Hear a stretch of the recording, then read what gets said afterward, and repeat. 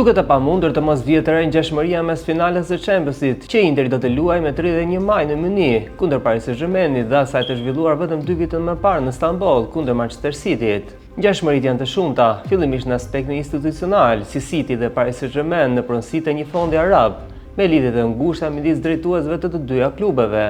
Të dyja skuadrat kishin luajtur vetëm një finale Championship para përballjes me Interit dhe ishin mundur 1-0 në finalen e Paris Saint-Germainit në 2020-ën, ndërkohë që City në 2021-shin. Në fushë ngjashmëritë janë po ashtu evidente. Manchester City Guardiolas dhe Paris Saint-Germain Luis Enriques janë përfaqësuesit më të rafinuar të futbollit pozicional në stilin e Barcelonës. Si Guardiola ashtu dhe Enrique kanë fituar triplet me Barcelonën dhe tashmë synojnë që ta përsërisin suksesin me klubet aktuale.